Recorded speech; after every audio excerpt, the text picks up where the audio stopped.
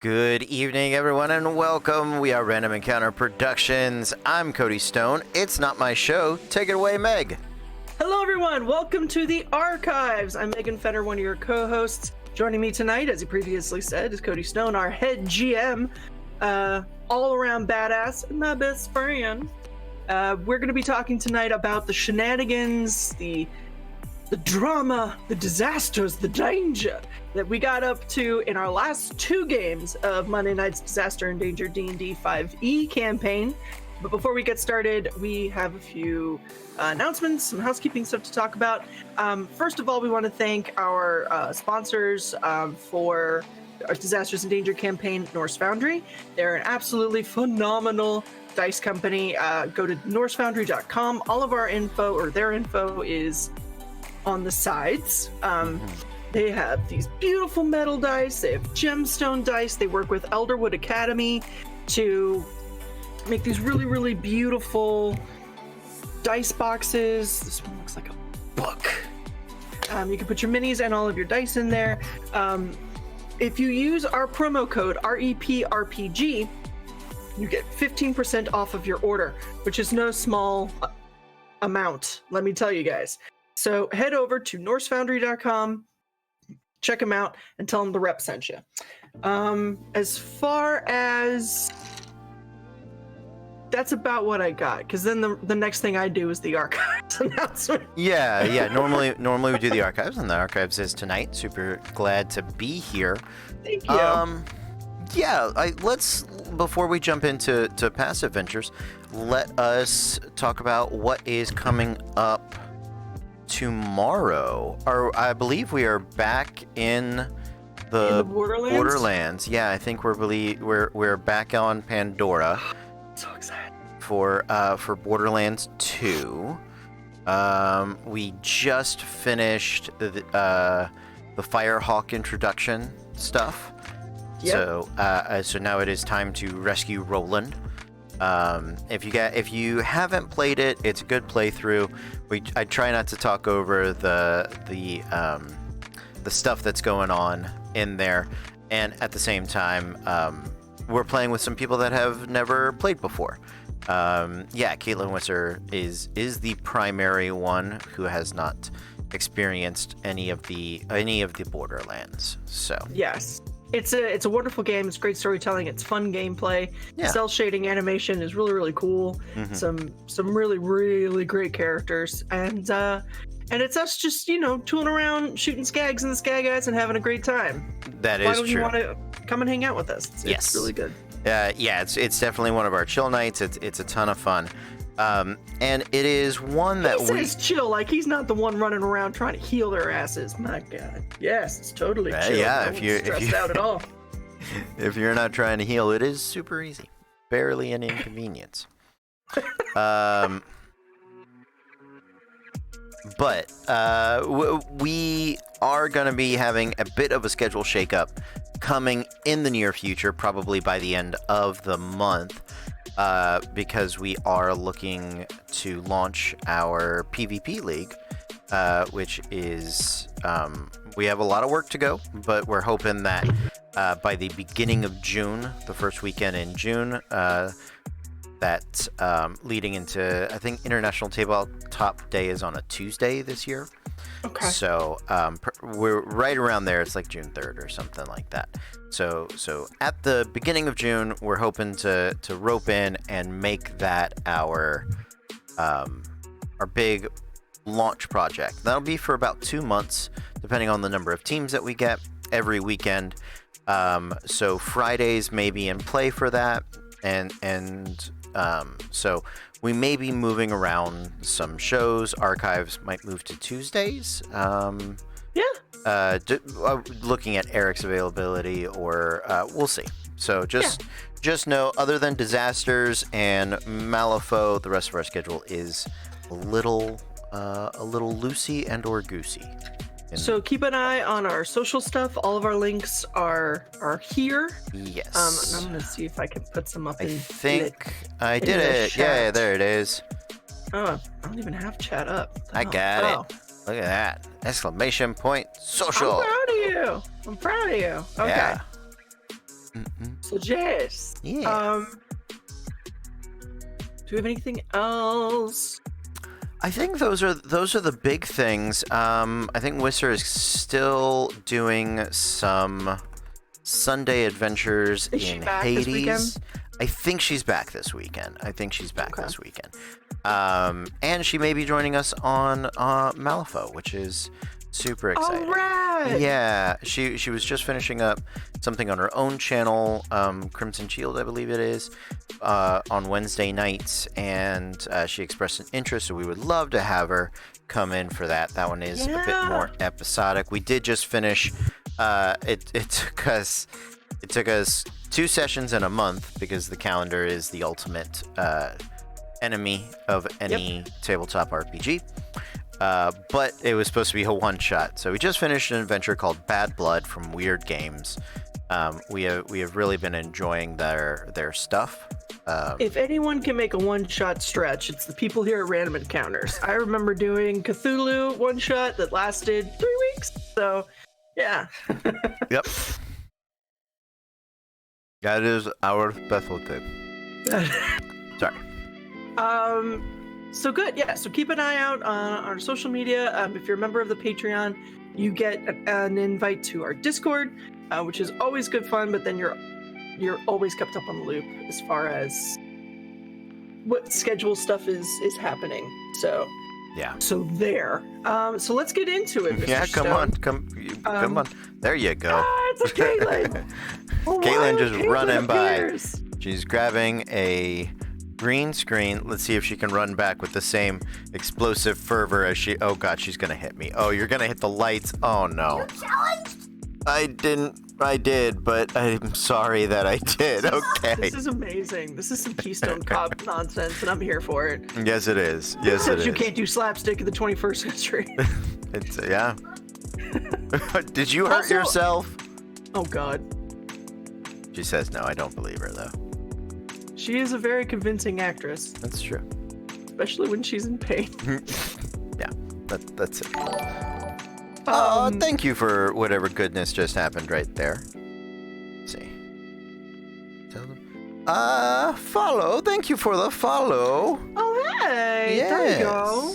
Thank you. We are pretty cute. So okay, let's get into it. Let's do it. Let's not rest on our cuteness any longer than we have to. We're not Oreo after all. So, the last 2 games of Disasters in Danger, we did sort of back to back. We did a Friday game, we did a Monday game. So it really ended up being kind of one very long fight that got divided up into 2 parts. Mm-hmm. Were we aware that it was going to be a very long fight? No. Should we have been? Yes. But are we naive as hell? Absolutely. Are we still getting over the fact, not getting over the fact that Athel the Awful was one of the avatars? We should have heard it. He said it like 7 times. I don't know it. So anyway, if we had a mascot in the archives, it would just be me and Eric face palming about the fucking awful. So, we're the Disasters crew is the archivists. We are we went into the what is it? It was the Gauntlet. The fist, the Forge of the Fist. Forge of the Fist. In my head, because it was supposed to go on a fire giant, in my head it translated to the size of Infinity Gauntlet. So I've been going Gauntlet this whole time. I mean, it is for a giant. It is a very large gauntlet. Yeah. But the emblem that you guys have seen a lot of is sort of punchy fist, right? So. Hey, Maddie. Hey, Maddie. Maddie's my cousin. She plays Warcraft, and actually, what's really funny is Cody. When I was tagging you and stuff tonight, it suddenly occurred to me. I was like, "Oh my god, we're Team Tauren." Yeah. Because that's what Cody and I played when he first introduced me to Warcraft, and then I spread into doing some Forsaken stuff, but I always come back. On every server I play on, I have a Tauren. Her name is Golden Brown. Mm-hmm. She is a shaman. Mm-hmm. It is good times. Yeah, and my headcanon is that she's best friends with Rage Soulfire, and they go out on weird adventures. That is my shaman. from back in vanilla. They The original go on vanilla. weird adventures where they like they hunt animals and take a specific amount of teeth and then throw them at goblins for money. Warcraft. Warcraft things, Every once in a while, Rage stops and picks some flowers, and that's it. And she skins animals and then gets mad that she can't skin humans. Which is a Meaghan thing too. That's not Meaghan wants to. I just don't understand how it's not a game mechanic. If it has a skin, I should be able to skin it. And if we're at war with the humans, I should be able to skin them. Anyway, so disasters and danger, which is so the the humans is I feel like the toughest sell there. If you had I feel like you need to kind of how to put this. You need to like slippery slope them into this being okay. You got to be like, well, why can't I self-cannibalize with the Tauren? No, I was gonna say the Worgen. Oh, I don't care if I can or not. I will wear Greymane's skull. Well, yeah, as a jockstrap. Exactly. So that's what I'm saying. I'm saying, if you maybe had sold it to people as like, oh, why can't the Worgen have fur? That's something I should be able to do.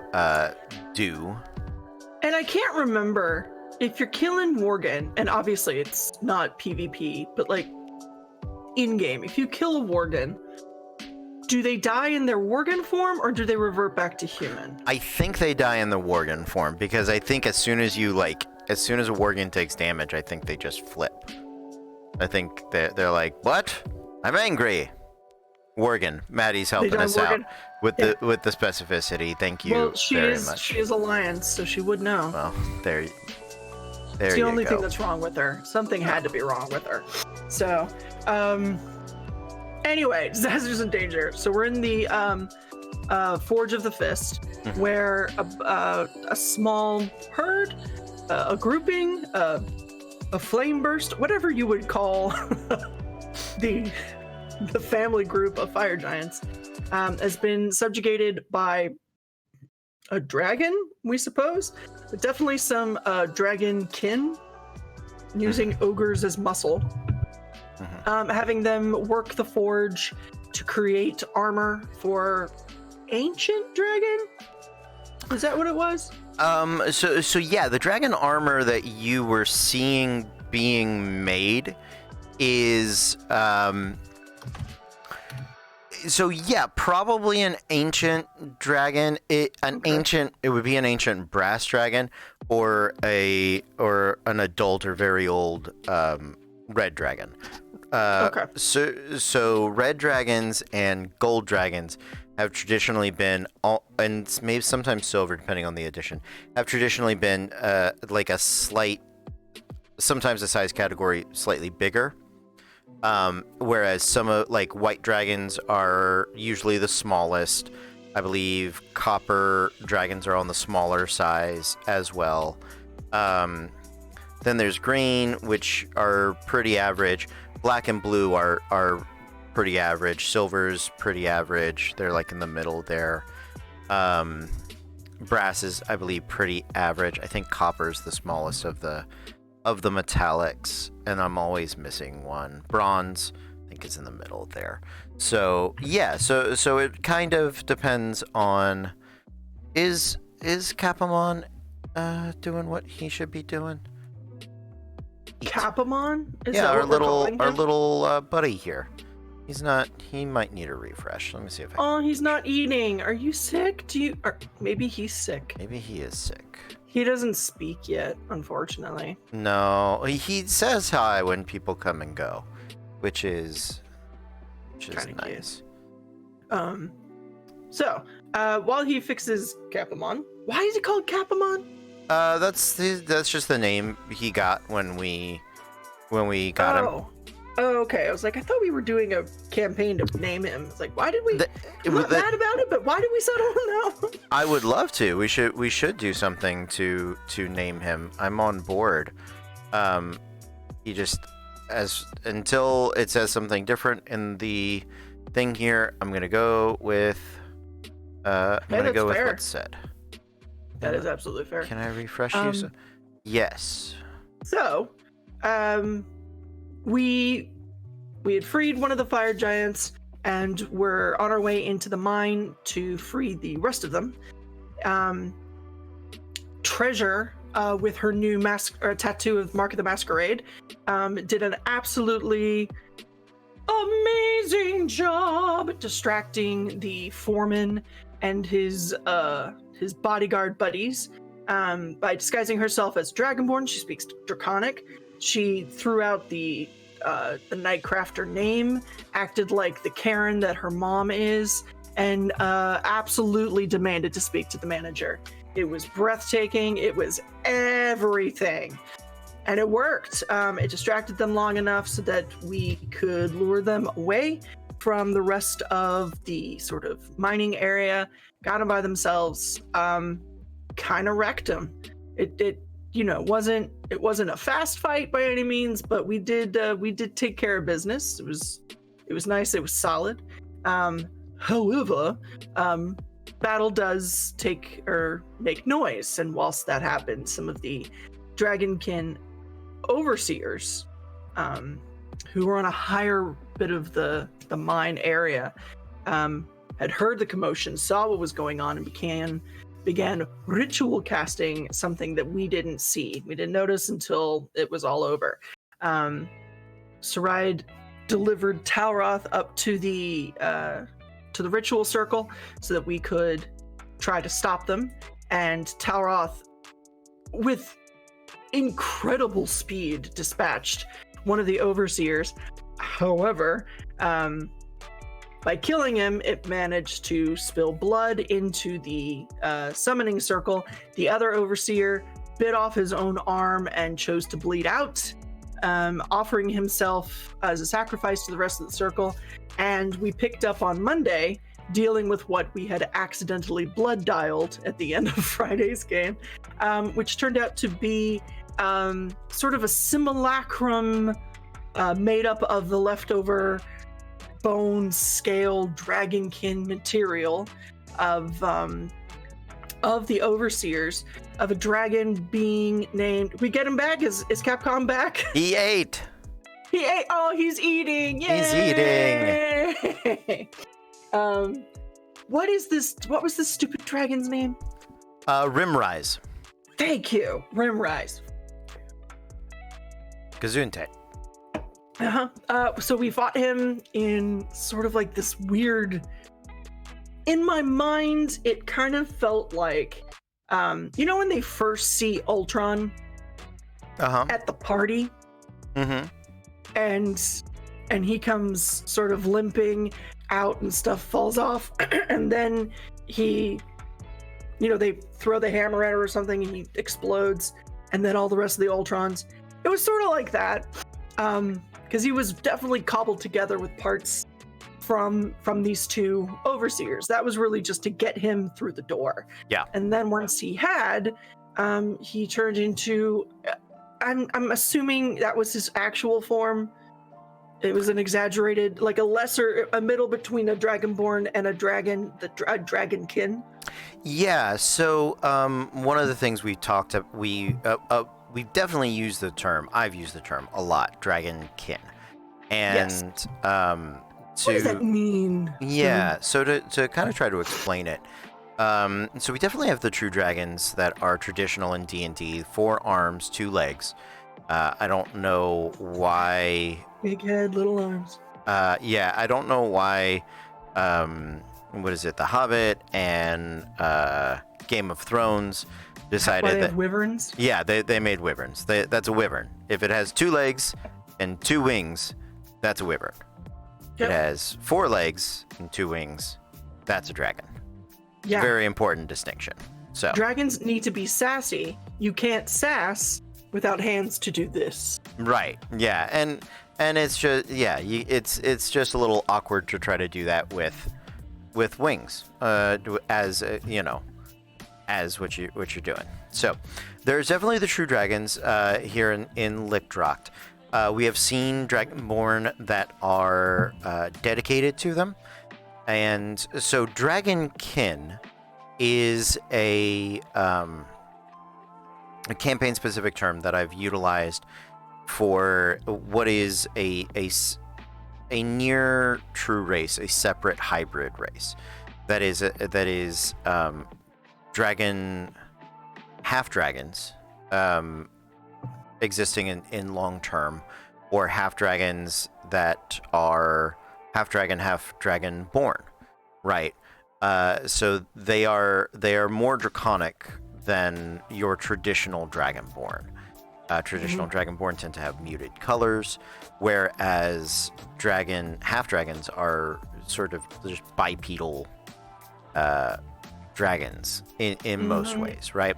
There's also like Abisha and things like that, which are like devilish dragons that are all chromatic. But to make a distinction of the residents of Western Lichtracht, that it's relatively new. It hasn't been 1,000, 2,000, 3,000, 5,000, 6,000 years. It's not long enough to have created a new true like race, but there are families of sort of a stepping stone, a midway point between dragonborn and true dragons. So that would be Dragonkin. As a player, I kind of hate that, but yeah, sure. So after he shuffled off his mortal coil, or someone else's mortal coil, he grabbed a new one and started a fresh reign of terror, flying around. And did he breath weapon us? He did. He did breath weapon us. He burned my dress off, and it was a tense fight. It was good. Like, we fought smart, we fought hard. It finally ended with him trying to teleport back to whence he came, Fable on his back like a spider monkey, and she very, very smartly saved a clutch counterspell for when he tried to teleport out on the ritual circle. It worked, and he didn't go anywhere. I believe Treasure got the kill on him. Yes. And we set about looting, reuniting all the fire giants, who are very thankful to be together and be out of shackles. We had dinner. We raided the overseer's apartments. We got some kind of interesting stuff. Thozen has a dragon wing cape now, which doesn't really fit his aesthetic. In my mind, it's just a Halloween Dracula cape. Sure. That does really good stuff, but so that it was a really, really excellent night of fighting. Whew, I will say this: I was not expecting a legendary dragon-ish fight. So it was a definitely a higher level fight, and it could have, like, for what you guys faced, you same number of hit points, probably with similar attacks and similar legendary actions. Like, you probably could have fought a adult brass dragon, and it would have been a comparable fight. But I wanted to introduce this idea that so they're not traditional dragons that we've seen in this world before. If you guys had watched the first campaign, there were some dragons. The dragons tend to... There's a disconnect for me between the dragons that are presented in the player's handbook, or excuse me, in the monster manual, and the dragons that exist often in the fictions, in the games that we see come out of the official games that you see Chris Perkins run, or other people, where dragons are far more powerful They're always magical. 9 times out of 10, they're polymorphing into these other creatures. They are sort of inscrutable and haughty and have all of these, if not spells and magical abilities, at the very least they have a ton of like skills and ranks and sort of features and things about them. Whereas most of the dragons that are presented in the monster manual are very basic as far as monsters go. They have some layer actions, they have some region effects, right? But other than that, they essentially have a big bag of hit points, a breath weapon, flight, and then it's claw, bite, tail, right? Yeah. It is they very much perform or fight like the dragons in Dragon Age Inquisition, right? They land, they smack you around, you hit them, they jump up, they roar, fly away. They fly send away. Their children after you. They come flying by and breathe on you. They drop down, and we rinse and repeat. Right? That is the extent of a dragon fight, and the mechanics that are involved in the dragons in the monster manuals don't support the fiction of these dragons in traditional ways, right? The dragons that are hoarding things, if there's any bit of magical items in their hoard, should be using them. You know what I mean? Sure. They are intelligent, other than the white dragons, but even the white dragons are traditional barbarian levels of intelligence. They're smart enough to know. They're smart enough to know, you know what I mean? They're smart enough to be like, that's kind of useful. And in 5th edition, magic items resize themselves, or they're, so even if they can't really polymorph, if they have those things in their hoard, they may not want to have it on them all the time, but there's also kind of no reason for them not to.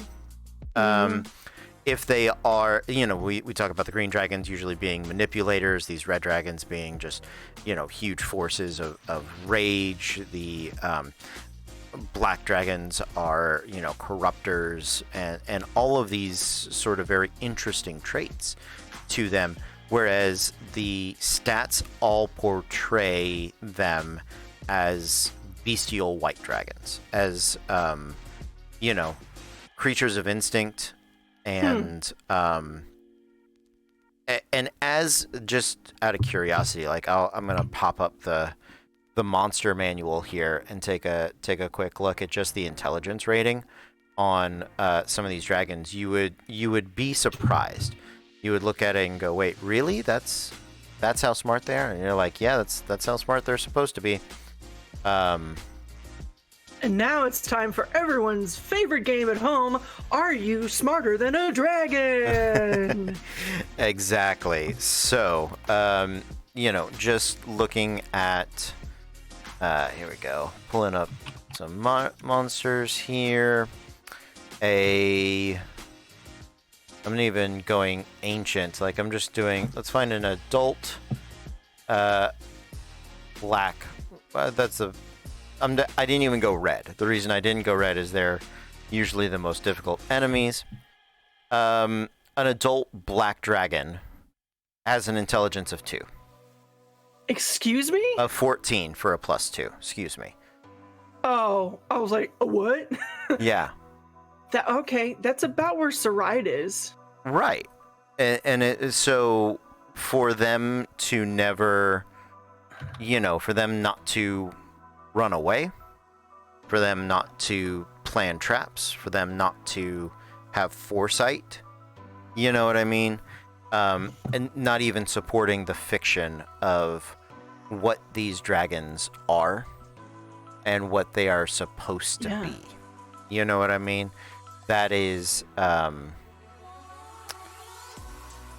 that's one of those things where it's like, we have to kind of remedy the stats versus the fiction.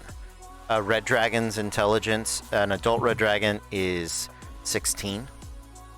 So that's, pretty smart, base level wizard style. Yeah. And it's very old, you know what I mean? But the only skills that they come with are perception and stealth. And you'd think just being as old as an adult red dragon has to be, probably should have things like history, at the very least, should have things like, in nature. If they don't know magic, they don't have to have arcana. Acrobatics, because they do fly. You know what I mean? That's so weird. There's a weird deficiency. It's a good baseline. It's a good starting point for your dragons, but it is not. So like an ancient bronze dragon. Let's see, intelligence of 18. Ancient gold dragon's probably going to be the smartest we run into. 20? Intelligence of 18. But still, like. But a charisma of 28. What? A charisma of 28. Bullshit. There's no way a dragon's more charismatic than I have the possibility to become. I am now angry, and I will be fighting a dragon. So, okay. So we're gonna circle onto some things. One of the opportunities we give you at the archives is you can ask us questions and we can answer them. They don't have to necessarily be about disasters and danger. They can be about D&D in general, gaming, nerdiness. Ask us how our day is going. Sometimes we like it. However, we do have a couple of questions that have already been sent in from people on the Discord and from the team. So cool. Cody, if I might, please do.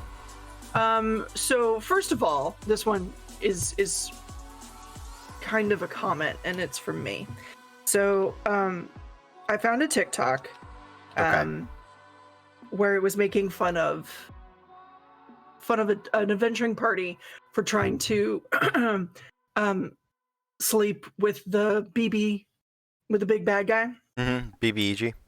Yeah, and I thought, that's not really our stuff. And then I went, no, because there was a point in game on Monday, because I had been joking, right? Because I'm the bard, I'm gonna fuck the dragon, ha ha ha. There was a point in Monday. He caught Grim it was when he was still in simulacrum form too, which is even worse. He caught a javelin that Treasure had thrown at him. He spat fire in his hand and threw it back. And I genuinely thought, okay, I will let this little beast fuck step on me. Absolutely.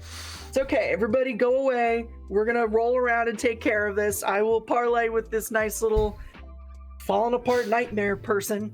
And you will get out of this safe. I will probably die, but I will die with a smile on my face. I don't think I've ever felt that way about something before that wasn't like something sentient. I mean, not that wasn't sentient, but so I had that. But so this is from Kez. Okay. And this is sort of like an over question. Mm-hmm. Now I need to find it again. So what characters did something that dramatically surprised you, and what was it? I know it. So this is for both of us. So mine was when Sirach went into like the knoll pit. Oh, when you guys were traveling? Yeah, whatever that was. The hobgoblin, Hobgoblin, there it was. Yeah, they're like battle pit thing.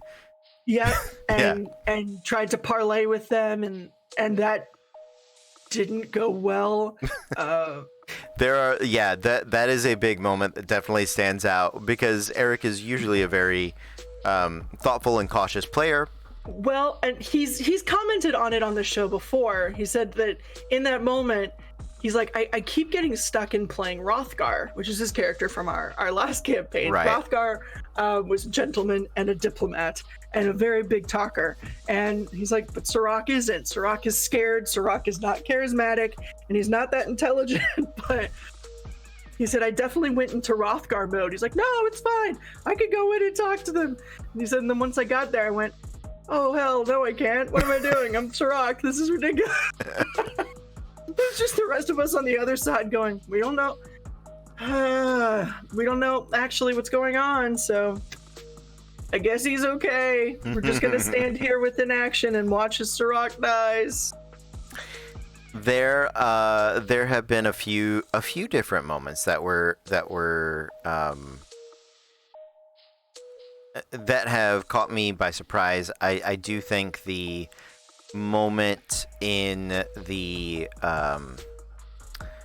lab beneath 4 Point Farms where Clever Stitch was like, I'm gonna go fight this biomancer by myself, and I got it.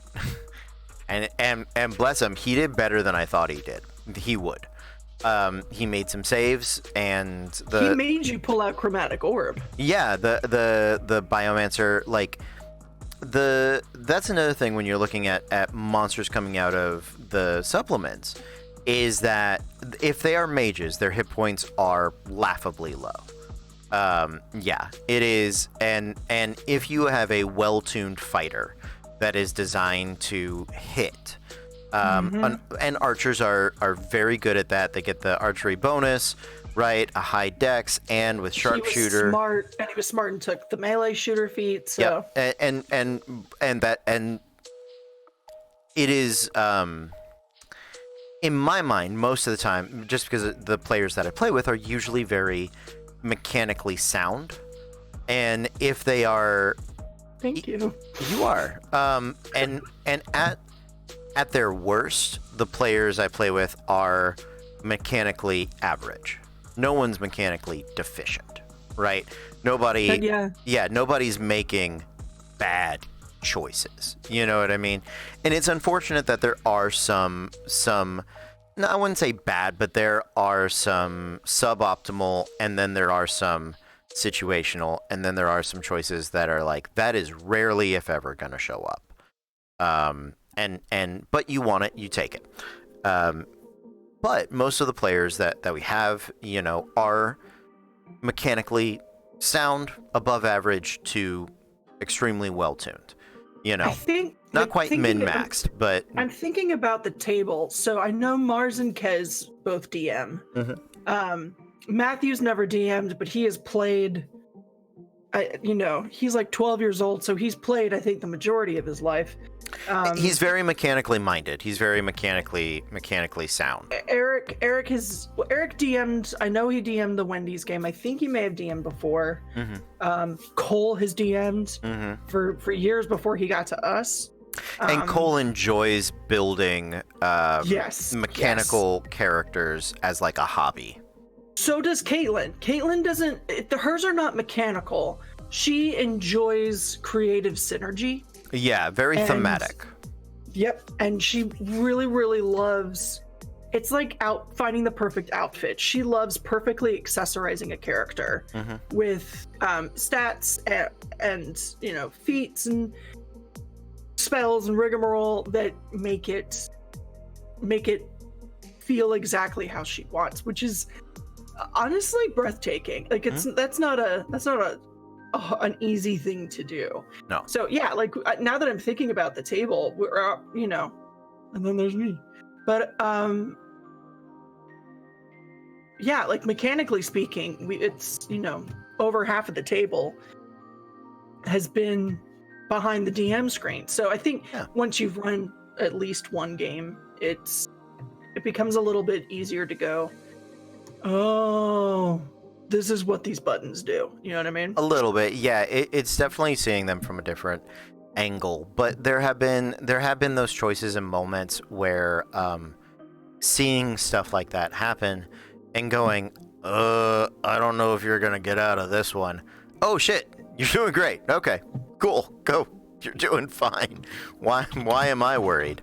There are those moments, and the one thing it does lend our combats to be, they are either they have the potential to go very hard in one direction or the other. And I'm constantly reminded every game that we have that how much of that is out of our control. If we roll well, that's great. Yeah. And I say it every time, but like there's only so much planning you can do really with D&D. Yeah. If everything went without a hitch, that'd be one thing, but then it wouldn't be fun. Yeah. Right? Then you could just write a story. Exactly. That's not what we're doing here. Yeah. The most control most players have is just from having done the PvP League a couple of weeks ago, spells that require a spell save on your opponent, and you can guarantee you'll get the half effect. That is the closest thing to a guarantee in D&D, right? Or magic missile. Magic missile, and that's guaranteed to hit. But you can't guarantee the damage. You'll always get the minimum, right? At the very least, you know. Is it the most efficient? Probably not, but it is solid. You know, there's something. Exist? Yes. Yeah, there's something to be said for never missing. So roles really make a difference, and it's one of those things where if some of those lucky hits go a different way, or critical on characters that can't negate crits, then that fight goes hard the other direction. Yeah. Because sorry. No.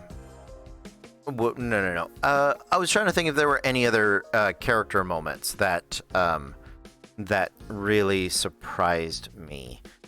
Cole trying to put the sword in a pocket dimension. Holy fuck! Okay. You know what? Yeah. Woo-wee! Yeah. That. What the? Oh my god. Yeah, because that was definitely a GM moment where I was like, "What?" I feel like in okay, another try. character, you know that this is a bad idea. Okay. And the GM instinct was like, "Okay, try." But it wasn't until like he rolled and told me a number that thankfully was pretty low that I stopped and went, "Wait, that's his patron." What is no? There is no try. There is you no. Don't put Helen Mirren in a corner. No. What is that? but that was definitely one of those moments that caught me, and I had the thought of, it's a GM thing. I'm always gonna say, yeah, let's roll some dice. Let's see what happens. I'm not quite sure what's happening yet or how to do it. I'm gonna figure it out as we go, and then just in that process, having the time. When you ask people to roll dice for them to roll something and look it up and think about it for a moment, that's long enough usually for my brain to like pick out what needs to happen. Yeah, and it's like, wait, no, huh? Now that we mention it, that's no. That's horse hockey. Yeah. Shoot, because I had a question. Oh, so this is a mechanics question for you. Sure. Also, the conversation with Velxer. I thought you guys were going to get in a fight hard. You did good?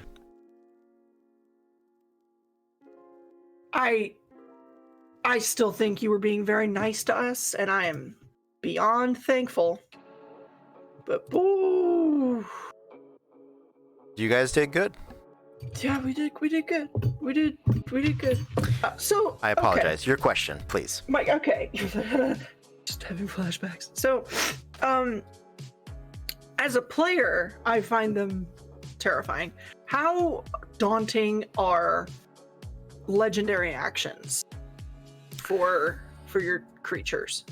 Legendary actions run a wild array of very simple, makes sense. Dragons are pretty simple as far as their legendary actions go. Most of the time, their legendary actions are something they do already. Move, claw attack, tail attack. The ancient ones or the adult ones have like a wing flap, so an attack move, right? It's all very simple. But then on the other side of the coin, over on the far side, when you start looking at demon princes and like Devil Lords of the Nine Hells, and those types of creatures, their legendary actions are either very powerful and devastating, or they can be very unique to that creature and not make a lot of sense and not be useful at all. And so it's I want to get back to this series. The PvP stuff had kind of thrown my schedule for a loop for a while, but that's why in like A to Z Monstrosities, digging into those and making mythic creatures and by extension legendary creatures of all of the creatures in the monster manual. We got up to C, I believe. Definitely had to look and find all of these things that were easy for a GM to use, right? And things that were dangerous for the party. So there are also certain abilities that eat up more than one legendary action, and sometimes you just forget, and you're like, I'm gonna do the 3-cost legendary action now because I didn't remember the others, and it's not the most effective thing I could do, you know. So I have to let you guys know something that has happened in our chat, in our group chat. After this 2-part fight, our resident artists, Kez and Carlos, Treasure and Thosen respectively, the Beeflings, if I may, they've broken up some key moments from the fight that they wanted to illustrate for us. I believe Treasure is taking the Wonder Woman shield moment between Treasure and Thosen, which was so freaking cool, and I'm really excited for that to be used more often. Yes.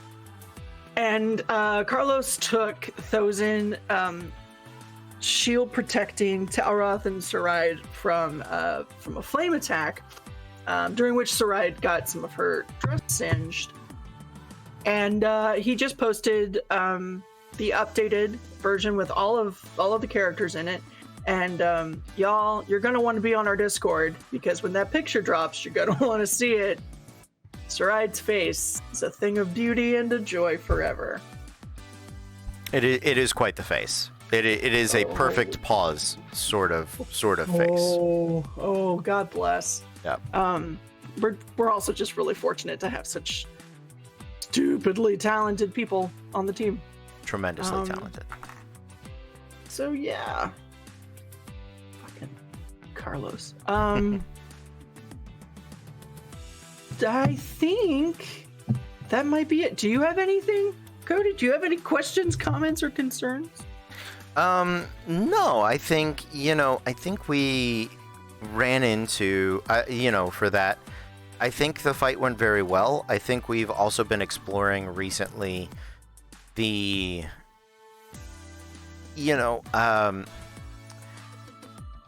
damage numbers are always impressive, and it's like, I've been playing a lot of Wild Rift, which is the mobile version of League of Legends, and even we were talking about World of Warcraft earlier, right? Like, everybody enjoys having big damage numbers. That's something everybody enjoys. And even on the healing side, there is a tangible immediate response to those sorts of things. But in between those, there, off to the side, there is the support functionary, the person that's giving people speed or, advantage, or giving people, reaction movements and some temp hit points, or just all of those sorts of things. And I've really come to appreciate it in the past couple of weeks, not just in this game, but also in Malifaux last night. The things that they fought in Malifaux, the damage they were doing was very consistent, but their ability to help each other trigger their special abilities, and their ability to help each other defend themselves was the difference maker between, because both the monsters I've run this week hit like a truck and could have very much, put some characters down. And we didn't run into any of that, and that was very cool. That was exciting. That was nice to see.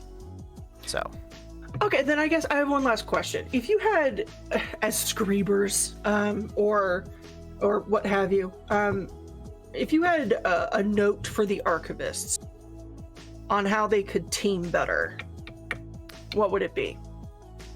Ooh,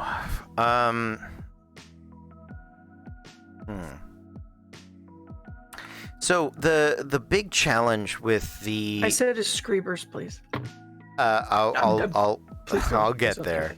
But the big challenge with the Archivists is that there are there's the rotation in the cast, right?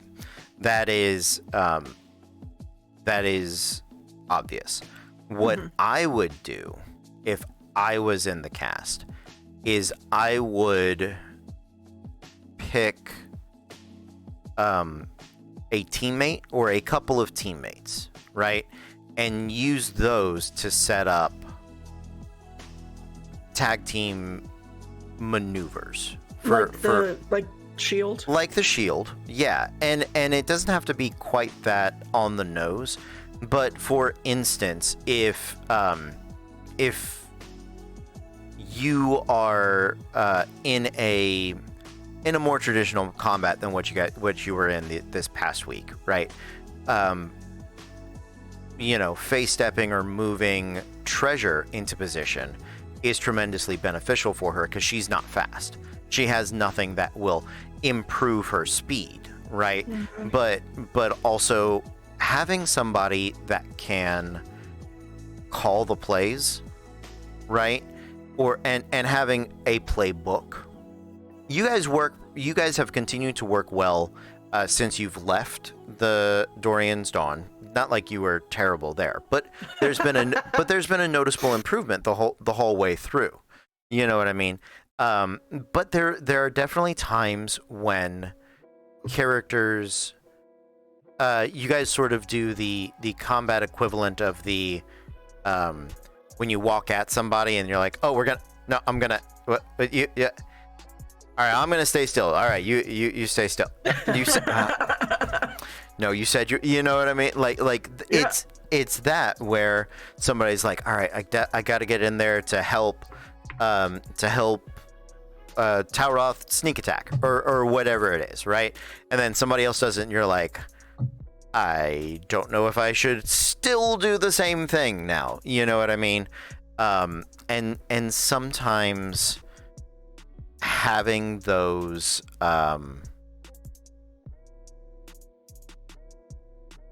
having either like those plays called out, those rotations, those synergies, those sorts of things lined up, is a good thing to think about, right?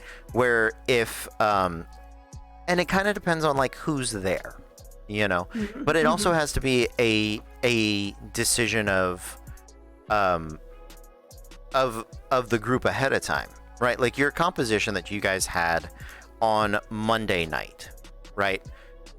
Friday and Monday. It is more imperative to get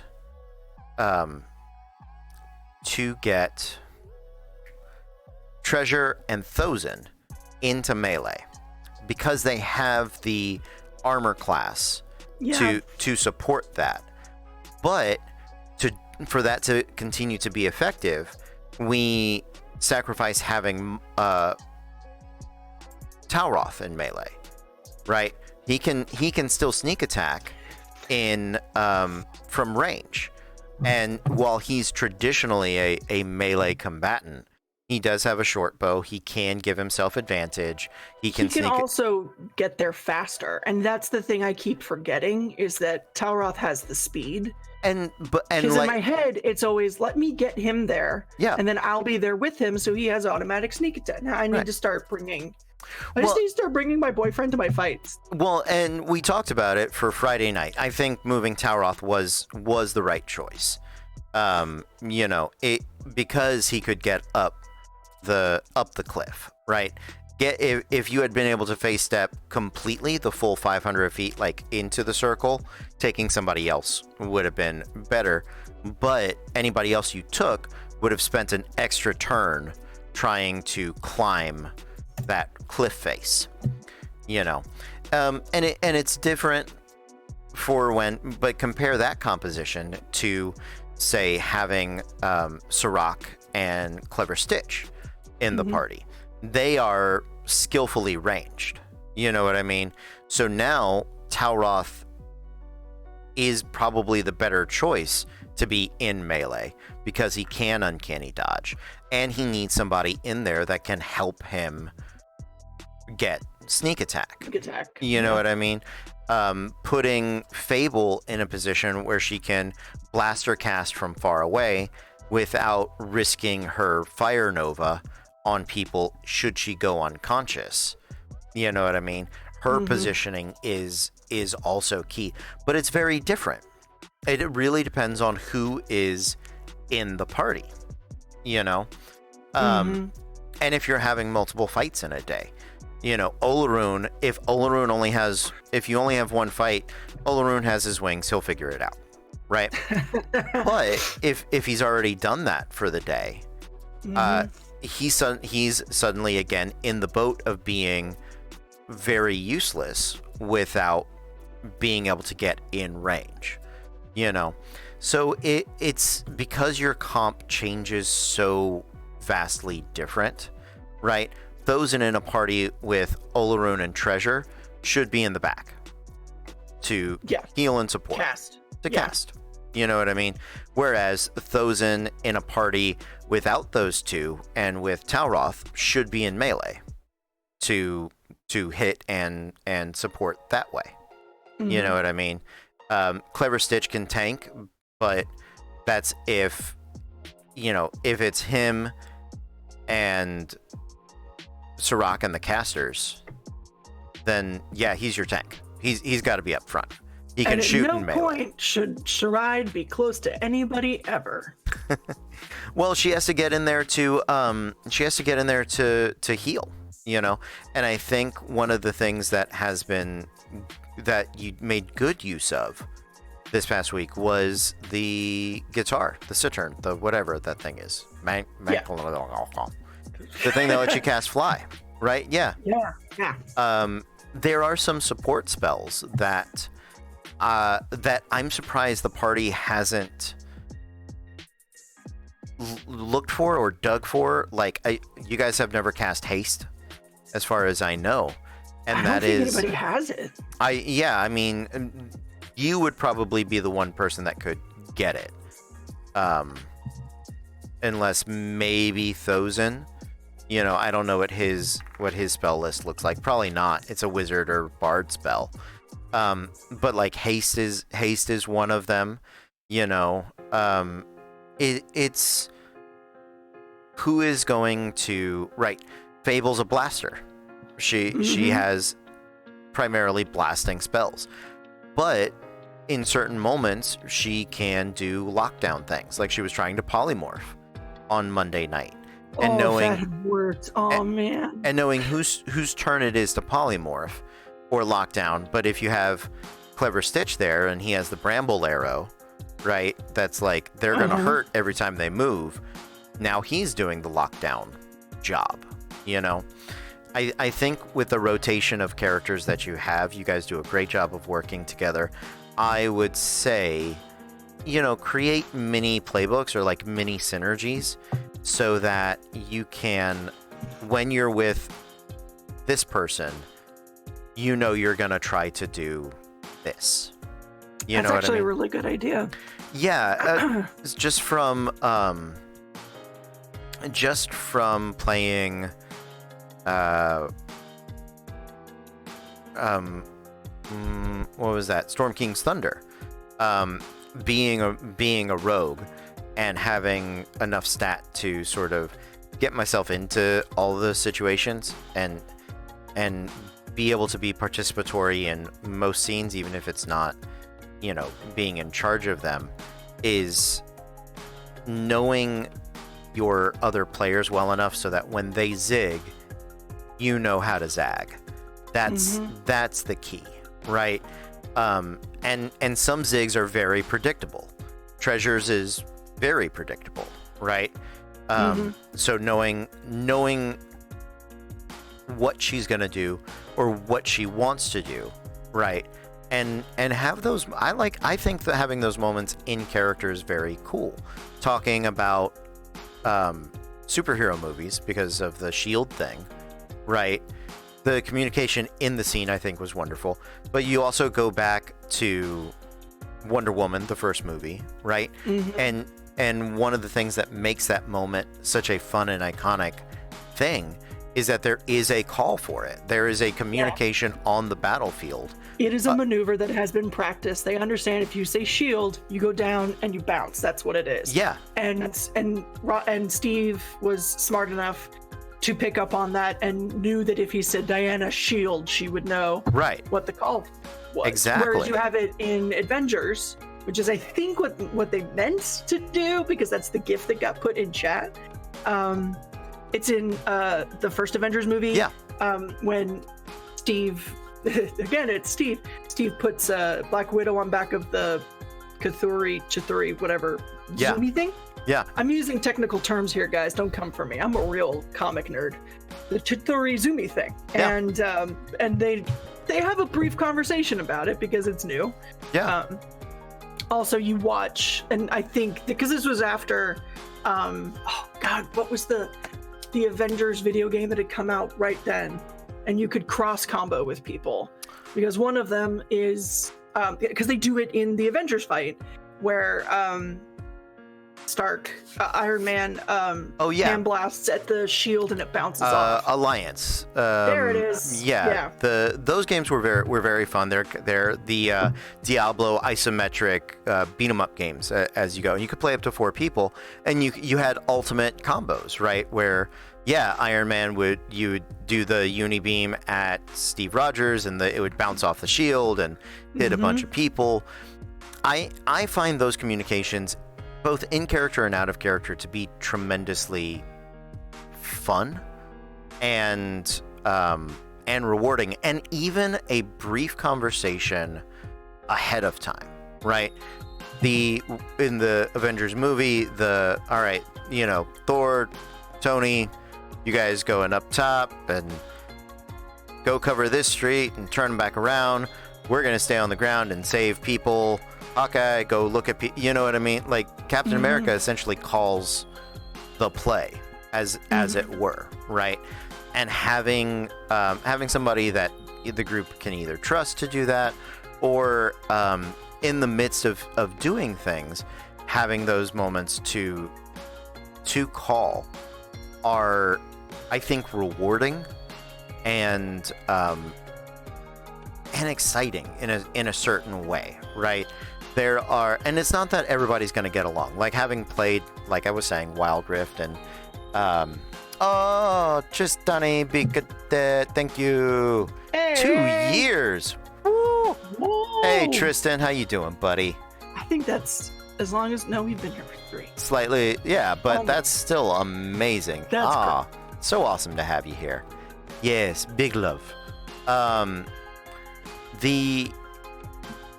So like in Wild Rift or in League of Legends, you know, people ping, and typing's annoying and everybody hates it, but there's like, attack here, I'm on my way, we're going here, we're doing this. And there are times where you're like, no man, that's dumb, I'm not doing what you're telling me to do. But Sure. There are times where it's just good to know, and you're like, I see you going that way, you've got 3 people with you, you guys are gonna claim that objective, I'm gonna shift over here.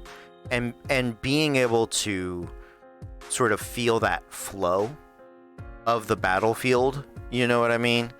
That is a different level of the game that I think some people get into. I don't know. I do remember in Storm King's Thunder there was a nice moment we ran into a fire giant, and I did. I was like, all right, so me and what's his face are going to be up close. You guys on the outside, see if you can shut him down. And hey, 12, nice to see you, buddy. Aw. So many good friends. I know. Yes. We're about to wrap up. That's kind of my thought. What do you think about that in general? I think that's actually that's a really good point. It's hard for me during game, because I've never really played a caster before. I've played a druid. But for me, that's always bear shape. Y'all need some heals? Like, it was never, or let me good berry for flavor or something, Sure. like that. It was never casting. So this is my first time really working with that. It's been difficult, and one of the reasons that I've stayed away from it for so long is fighters are so much easier. If whatever the problem is, you go up and you hit it. End of discussion. There's not a lot to think about. Yeah. And I'm a simple woman. I enjoy meat and potatoes. I don't go with the fancy stuffs. So and I've always said that being a caster means you have to look 3 steps ahead on the field, and it's hard to do in a game of chance. Because yes, I'd seen so many players, so many smart players in games past get stuck on this of, well, I was going to do this, but can't do that now because that didn't work and so had to move and da-da-da, so let me reformulate really, really fast. And it gets to be a thing. Yeah. Sword and the soft white underbelly. Well said, 12. That is the key. Yeah. How do you win D&D? Boom. Ta-da. So casting is like, this has been a little not difficult for me, but different. Mm-hmm. Good different though. Yeah. And finding synergy, finding a way to feel like I'm being useful. Yeah. Has been a challenge personally. I think having a cantrip to fall back on. I have Vicious Mockery. I keep not doing it. Finding a satisfying cantrip to fall back on. No, I just keep forgetting it because it's an action. And I'm always looking at something else. I don't know why. Like, I think, especially last game, it got to the point of people need healing. I have to do, so like, it was fine. It was fine. And I like Vicious Mockery. Yeah. So yeah.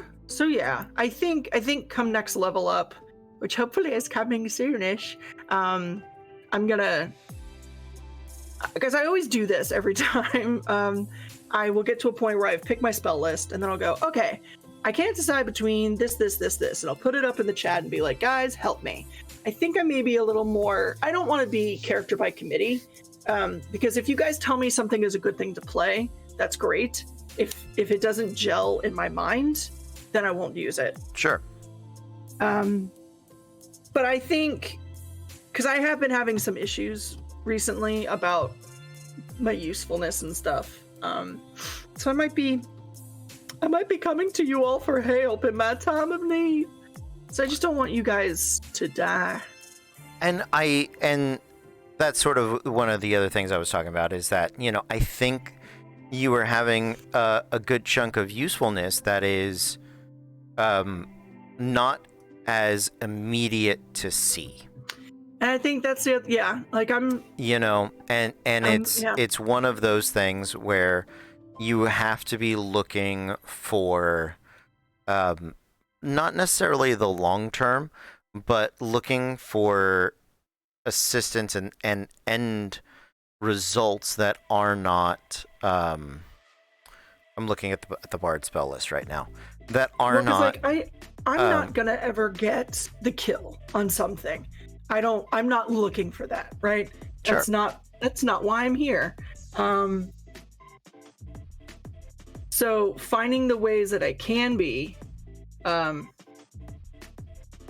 is proving challenging. And like I said in the beginning of the fight, if they're not hurt, there's very little I can do. I've dropped a lot of the buff spells that I had because I just don't care for them. Guidance is silly at this level. Sure. Maybe even heroism, and like those are touch.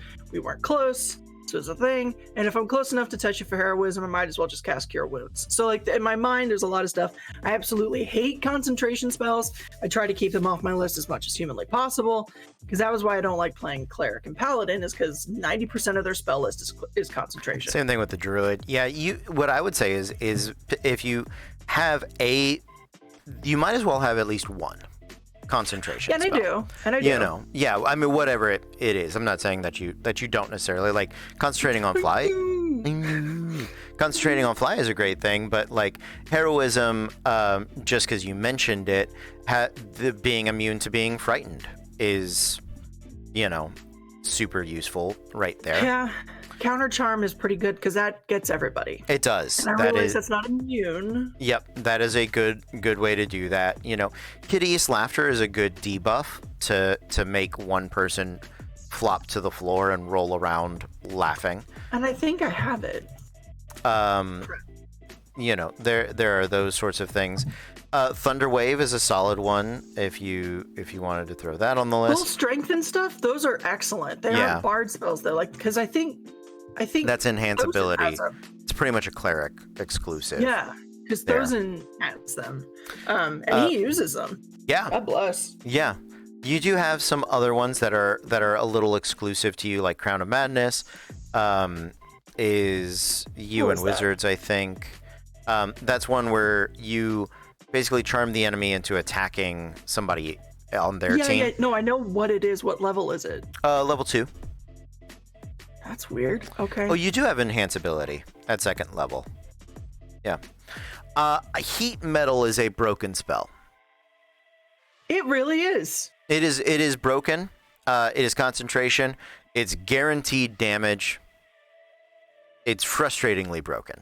So just for that. I'm sorry. So is the Glamour Bard class. This whole Mantle of Inspiration thing, that's ridiculous. It is very useful. It is a mass heal without a mass heal. Yeah. And it is one of those things that I constantly wonder. I'm like, why aren't you using Bardic Inspiration? Oh, because you need that to do Mantle of Inspiration. Yep. Because at that point, that's 8 temp hit points times 5. That's 40 hit points. Yeah. Temp hit points per fight that I can dole out. That saves heal spells for when I really need them, right? Like when someone really, really goes down, that's the other, like I like to do that with my heals. I like to save them. Mm-hmm. I guess it's that, MMO mentality of get all of the healing potions, put them in your bag and then never touch them. Yes. So I have all of the healing spells. They are in my book and then I never cast them. This is a rare resource. I will collect all of it and I will never use it. No, you should use some of it. No. Never. It's mine. Is mine for it. We'll give you a reward if you use it. That sounds like a trap. I think you're trying to get me. But yeah, I like having heals for what it's. Oh yeah, those are good. Clutch. 12 flavors of healing. 12 flavors. Yes, save everything. Spend nothing. Play the game on hard mode. Never craft yourself something useful again. I don't see why that's wrong. There are some other things like in some status afflictions like blindness. But the issue with those is that it is all or nothing, right? You're not getting, if they save, you're not getting a half effect. Yeah. Silence is a solid one because... Can't. And I will never prep that because if I cast silence, then nothing I do works. As long as only if you're in it. You don't have to be in it. It's still that's a tricky one. It is. And it is. I'm not gonna do it. I get it. I've thought about it several times, but the plethora of spells that you have that are useful out of combat is is very impressive. But I do get it. Enemies Abound is a good one that I'm seeing for not the first time, right? But the reason I mention it is because it is a intelligence saving throw, which is and rare. Everyone uses intelligence as their dump stat. Let's be honest. Yeah, unless you're a sorcerer. Less so in monsters, but it is still very rare for monsters to have a good thing. If they're immune to being frightened, they'll automatically succeed. But regarding all creatures it can see as enemies until the spell ends. Each time the target takes damage, it can repeat the saving throw. So it chooses a creature as a target, must choose a target at random. So if you're fighting a bunch of enemies, that basically makes one of them likely, depending on their position, to target one of your enemies, one of their allies. Fear is a solid one, but again, it's one of those all or nothing sort of spells. Yeah. Glyph of Warding is really useful outside of combat, and it is something that you can do stupid tricks with. So, like, you put the glyph inside a book or something, and your ally can cast Fly on themselves or whatever spell you put in there, and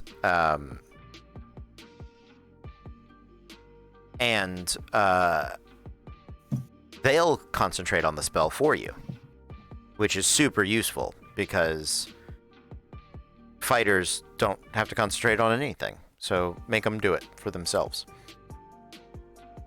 You know. Sinking Cloud is another cool one. And then your fourth levels, you have Dimension Door and Charm Monster, I believe. And I have Charm Monster. Charm Monster is useful. That one would have... but it's also on the same level as Dimension Door. Right. And Dimension Door has been clutch for you in the past few. And there's something else that's on that level that I've used. Compulsion, Confusion, Greater Invisibility, Hallucinatory Terrain. Okay, creature Polymorph? No, I don't have Polymorph. I think it was just an upcast of something else. Of Healing Word or something. The Bard spell list is pretty limited. That is absolutely true. Yes. They are very niche spellcasters, but you can absolutely curate a spell list that is gonna have the effects that you want to have on it. You know what? I propose this. When we do level up next, Cody, if you wouldn't mind joining me again. Yeah. And let's do a little Saride rebuild. Sure, absolutely. Let's look at our stuff. Let's talk. Because I know that would be very helpful for me, and I'm sure for you guys. It's always great to watch the master at work. But for those of you that are like myself, are a little iffy on casting building, maybe Bard specifically, or just really want to watch me stumble and cry through the Bard spell list and why can't I just stab things? That might be a really good fun time. Did you? I would love to help with that. I would love to do that. You guys are level 8 now. Yes. Did you take a feat or an ability score adjustment? Oh, ability score, because her charisma's maxed out now. Oh, is it? It's 20 now? I was gonna be damned if Olaroon was gonna be the level 20 charisma person when I'm a fucking bard. Good. I realize as a warlock and a paladin, he's a charisma caster, but I shall not be one-upped. And that was also when I thought the tome of whatever the F leadership or whatever it was gonna let me get a super boost. So yeah. Well, no, that is good. Yeah. That ability is still out there for you. You know where one is. That's the important part. Yeah, you have Mantle of Majesty, and being able to bonus action cast command without expending spell slots can be very powerful. It's better if they're charmed, but But even just forcing them to just forcing them to make saves. I'll tell you something, and I think I may have told you guys this before, and I apologize. I think this is going to be a good way for us to end the night as we transition on to Friday. Yeah. Cole and I had talked about this a long time ago when we first started and we could see each other in person. We were sitting having a drink and discussing our spell list, and he said he's very excited for Command because he had this really dumb idea. And he said, I could never do it. I don't think I could ever do it on stream. I'm like, okay. It's one word, right? Mm-hmm. And they have to do the thing until they're done. Mm-hmm. And then they stop. And he said, so you look at them and the command is orgasm. And then you, however long it takes them to get there or do it, whatever, that's fine. I was like, honestly, that might be the best one. Because it's not like it compels them to just spontaneously, they have to make themselves finish, right? I'm just saying, I'm not going to because I care. Thank you. So I want you to know every time I cast Command, that is a possibility. I wouldn't do it. Not even on Fridays. My God.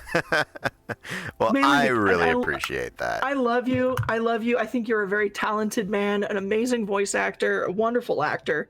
I do not want to watch you or listen to you try to like achieve climax as a goblin. Or as anything else that we could possibly be fighting. Like that little Grim guy as a simulacrum. I don't need that in my life or in my mind. Thank you. Hey, I just want you to know where I'm coming from. It's not that I don't think you can. I know you can. That's why I fear it. Well, I really appreciate that. I agree. That is the right place to call it a night. Family Guy out of this thing. Yep. Well, thanks for hanging out, everybody. This is going to bring this episode of the Archives to a close. We are going to see you guys next time. But until then, be cool.